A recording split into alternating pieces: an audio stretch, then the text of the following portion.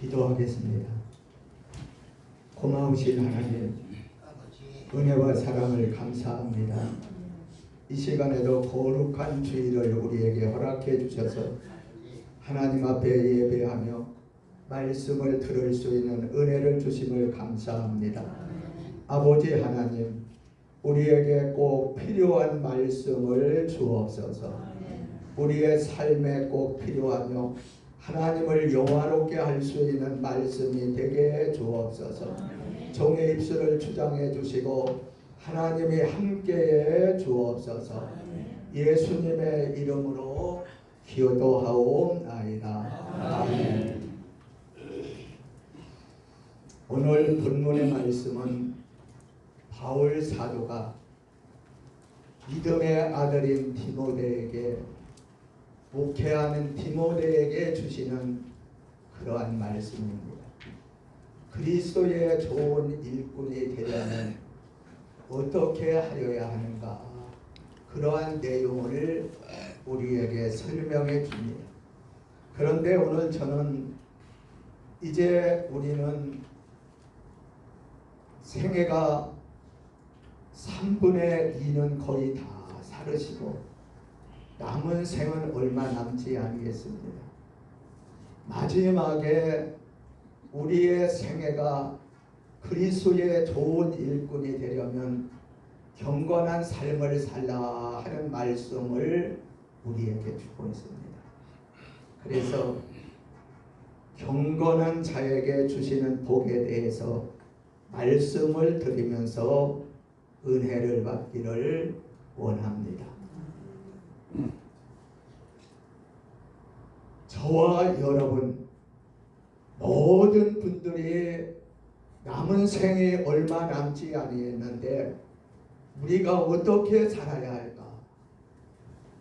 바울 사도는 경건한 삶을 살라 그렇게 말씀해 주죠. 그래서 저는 첫 번째로 경건이란 무엇인가, 경건한 삶에 대해서, 두 번째는 경건한 삶에 대해서, 세 번째로는 경건한 자에게 주시는 복에 대해서 간단하게 설명드리면서 은혜를 나누고자 합니다. 경건이 무엇인가? 경건은 예배하는 마음으로 살아가는 삶을 경건이라 그렇게 이야기합니다. 하나님의 은혜를 받은 우리가 하나님을 더 잘 섬기기 위해서, 더 하나님 앞에 감사하기 위해서, 하나님을 더 영화롭게 하기 위해서 살아가는 삶을 경건이라 그렇게 말씀드릴 수가 있습니다. 그 다음에 경건이라는 것은 신의 성품을 닮아가는 삶이라는 거예요. 우리가 예수님을 닮아가야 한다는 거예요. 그런데 예수님은 우리에게 말씀합니다. 나는 마음이 온유하고 겸손하니 나의 멍에를 메고 내게 와서 배우라.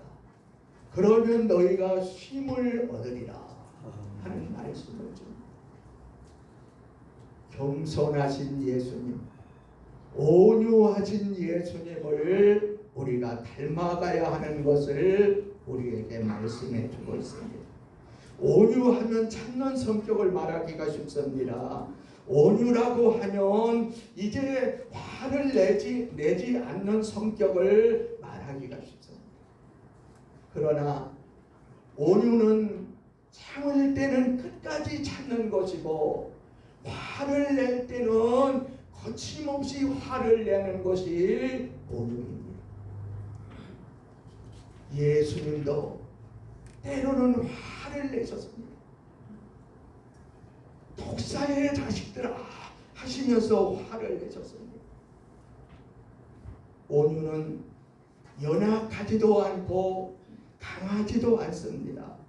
온유는 다스려진 인격이라고 이야기합니다. 온유는 훈련된 인격이라고 이야기합니다. 온유는 이제 길들여진 인격이라고 합니다.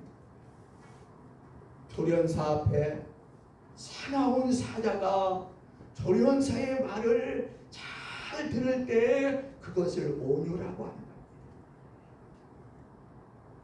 사나운 사자가 조련사 앞에 그의 명령에 잘 순종하고 복종합니다. 그럴 때 온유하다, 그런 표현을 쓴다고 합니다. 우리가 어떻게 하면 온유해질까? 참을 때 온유해지는 줄 믿으시기 바랍니다. 참아야 온유할 수가 있어요. 하나님의 말씀을 겸손히 받아들일 때 온유해지는 줄 믿으시기 바랍니다. 그 다음에 성령을 받을 때 우리가 온유해집니다. 성령의 열매 중에 하나가 온유이기 때문에 그렇습니다. 성령님이 우리의 마음을 다스릴 때 온유해진다. 그 다음에 우리가 온유와 참된 온유가 안함을 얻으려면 겸손해져야 한다는 거죠. 예수님을 바라보면 예수님은 겸손하신 분이십니다. 그는 하나님이시었으나 우리 인간의 몸을 입으시고 낮아지셨습니다. 낮아지신 것으로 끝난 것이 아니라 우리를 위해서 대속 제물이 되어주신 줄 믿으시기 바랍니다. 십자가를 마다하지 않으면서 그 모든 고통을 참으셨습니다. 나중에는 십자가 위에서 다 이루어졌다고 말씀했습니다. 온유의 주님, 겸손의 주님을 우리가 바라보고 예수님을 바라보고 날마다 온유해지고 겸손해져서 예수님의 마음을 담는 하나님의 종들이 되어지기를 소원합니다. 그 다음에 긍휼을 베푸는 사람이 예수 그리스도를 닮았습니다. 복음서에 보면은 예수님께 다윗의 자손 예수여 나를 긍휼히 여기소서 하면서 소리 질렀습니다. 나를 불쌍히 여겨주소서. 그럴 때마다 주님은 외면하지 아니하시고 그 사람의 문제를 해결해 주신 줄 믿으시기 바랍니다. 우리는 주님의 긍휼함을 닮아서 우리로 다른 사람을 불쌍히 여기는 긍휼히 여기는 하나님의 종들이 되어지기를 소원합니다. 그 다음에 온유란 무엇인가? 칼빈 선생은 그렇게 이야기합니다. 경건은 하나님을 아버지로 인식하고 그를 고귀하게 여기고 그의 명령을 헤아리고 그의 위엄을 바라보고 그에게 영광에 더하도록 마음을 쓰고 그 명령에 순종하는 삶이라고 말했습니다. 경건은 이제 일상의 삶에서 기도와 말씀으로 무장해서 세상과 구별된 삶을 살고자 하는 의지가 경건이라 그렇게 이야기합니다. 나는 하나님의 종이야. 나는 하나님의 사람이야. 세상 사람들과는 구별된 삶을 살아야지 하는 의지와 믿음으로 남은 생을 사는 저와 여러분이 되어지기를 소원합니다. 아멘. 세상 사람들은 예수님을 바라보지 않습니다. 우리를 바라봅니다. 예수 믿는 삶이 그러냐고 이야기합니다. 우리가 경건하지 못하면 부끄러움을 당한다는 거죠. 경건하지 못하면 하나님께 영광을 돌리지 못하는 것을 우리가 알 수가 있습니다. 미국의 지미 토머스 목사님이라는 분이 계셨답니다. 그분은 방송 설교로 많은 영향력을 끼치는 목사님이었습니다.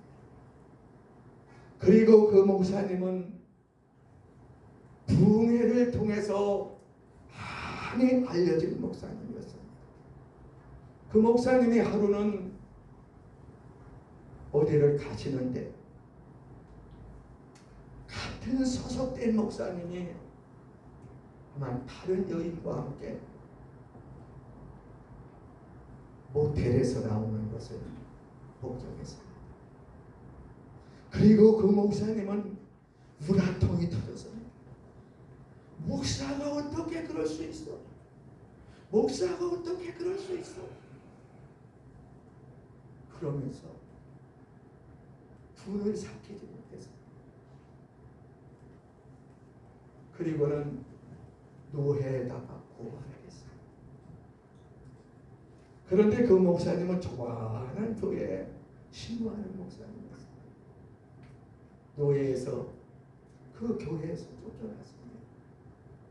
그런데 그 유명한 목사님이 3년이 지난 후에 미국의 유명한 장녀와 그만 자기도 모텔에서 나오는 것을 사진 기자가 찍어가지고서는 신문에 대문자까지 냈습니다. 그분이 통회하며 작곡합니다. 하나님, 나는 죄인입니다. 내가 너무 교만했습니다. 너무 교만했습니다. 다 된 줄 알고 교만했습니다. 이렇게 하면서 자기의 동료 목사를 고발해가지고 그때는 마음이 시원하고 정의를 해가는 것 같았는데 자기도 똑같은 사람이더라는 거예요. 우리는 종이장을 한 차이입니다. 별 차이가 나지 않습니다. 그래서 경건은 한 번 하는 것이 아니라 경건을 연습하라고 우리에게 말씀해 주시는 줄 믿으시기 바랍니다. 아멘. 경건한 삶이 뭔가? 하나님을 두려워하는 삶이 경건한 삶이다. 하나님 앞에 범죄했을 때 하나님의 진노가 무섭기 때문에 두려워하는 삶을 살아야 한다는 겁니다. 악인은 하나님을 두려워하지 않습니다. 사랑의 하나님의 사랑의 하나님이지만 때로는 우리를 향해서 진노하시기도 하는 하나님이신 줄 믿으시기 바랍니다. 아멘. 하나님은 사랑의 하나님이신 동시에 심판하시는 하나님이기도 하심을 우리가 알아야 한다. 그래서 우리의 삶이 하나님을 두려워하는 삶을 살라는 거지요. 그것이 경건한 삶임을 우리에게 설명해 주고 있음을 알 수가 있습니다. 그 다음에 경건한 삶은 어떠한 삶인가? 경건한 삶은 이제 그 자신만을 위해서 살아가는 삶이 아닙니다. 자기의 목적을 성취하기 위해서 사는 삶이 아닙니다. 그래서 야고보는 참된 경건은 고아와 가부를 돌아보는 것이다 하는 말씀을 우리에게 주고 있습니다. 약한 자들을 보살펴두며 돌아보는 삶이 경건한 삶이라는 거예요.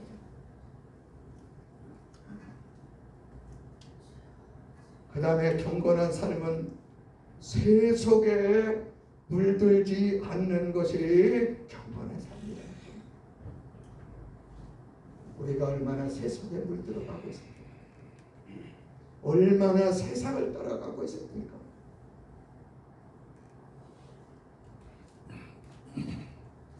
경건 삶을 잊어버리며 살 때가 얼마나 많습니까?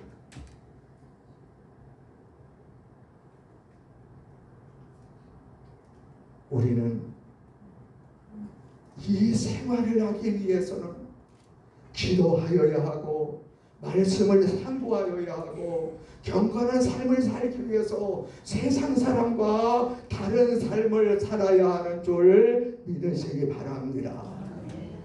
하나님이 나를 보고 계시다. 불꽃 같은 눈으로 나를 살피고 계시다 하는 마음을 가지고 늘 하나님 앞에서 사는 삶이 경건한 삶이라는 겁니다. 그 다음에 경건한 삶은 정직이 수반된 삶입니다. 하나님이 사단에게 이야기합니다. 내 정욕과 같이 정직한 자를 보았느냐. 오늘날 거짓이 얼마나 판을 칩니까?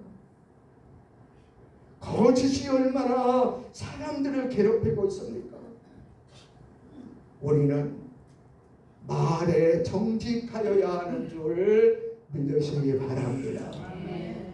행동에 정직하여야 하는 줄 믿으시기 바랍니다. 속이는 말을 하는 사람들이 얼마나 많습니까? 그래서 여기 오늘 본문에도 이제 망령되고 허탄한 신화를 버리라 말씀해 주고 있습니다. 진리를 쫓아가는 겁니다. 이게 경건한 삶이라는 거죠. 경건한 삶은 자기의 모든 이제 생활에 충실한 삶임을 우리에게 말씀해 줍니다. 마지막으로 경건한 자가 받는 복이 뭔가? 금생과 내생에 유익이 있느니라 하는 말씀을 줍니다. 금생에도 경건한 삶을 사는 사람을 하나님이 인정해 주신다는 겁니다. 현재에도 인정해 주시고 내세 하나님의 나라에 들어가서도 하나님은 우리를 인정해 주는, 하나님께 인정받는 아름다운 삶을 사는 저와 여러분이 되기를 소원합니다. 우리의 삶이 하나님께 인정받으면 사람에게는 인정 안 받아도 됩니다. 그런데 경건한 삶을 살면 하나님에게도 인정받고 사람에게도 인정받습니다. 사람도 다 인정해 줍니다. 사도행전 10장에 보면 고넬료라고 하는 사람이 나오죠. 이 사람은 경건한 사람이라, 백부장인데 경건한 사람이라. 그런데 사람에게도 인정받고 경건한 사람이기 때문에 그 이웃 사람에게도 인정받았습니다. 하나님도 그를 인정하셨습니다. 우리 사람은 모두 다 인정받고 살기를 원합니다. 이제 우리의 삶이 하나님께 인정받고 우리의 삶을 통해서 많은 사람에게 인정받는 주의 종들이 되어지기를 소원합니다. 아멘. 저분은 목사님이셔. 믿을 만하신 분이야. 인정해 줄 때 우리 마음의 기분이 좋잖아요.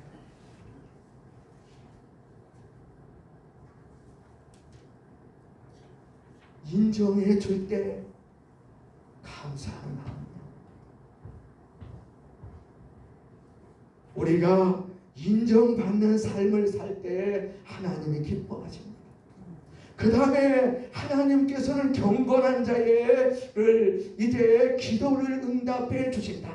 내가 부를 때에 들으신다. 시편 4편 3절에 말씀해 주고 있습니다. 주께서는 경건한 자가 시험을 당할 때 건져주시겠다 말씀해 주고 있습니다. 하나님이 돌봐주신다. 하나님이 책임지고 건져주신다는 거예요.